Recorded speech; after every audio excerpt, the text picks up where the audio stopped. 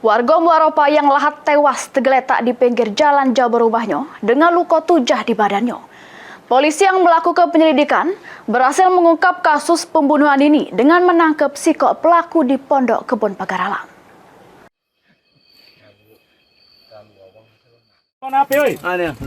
Sesudah mendapatkan informasi tentang keberadaan pelaku, polisi bersiap melakukan penggerebekan di Pondok Kebun kawasan Dempo Utara Pagar Alam. Tanpa menunggu lama, polisi langsung menyergap pelaku yang bersingit di jero pondok. Pelaku pun tidak berkutik pas ditangkap polisi. Alhamdulillah. Berhasil. Oke, mantap. Mantap.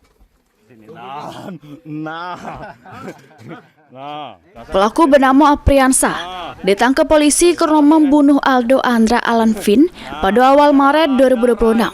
Pas itu, korban dituja oleh pelaku sehingga tergeletak tak bernyawa di pinggir jalan jauh rumahnya Desa Muaropayang, Kabupaten Lahat, pada Daluari. Guna menjalani pemeriksaan lebih lanjut oleh polisi, pelaku selanjutnya digelandang ke Mapores Lahat.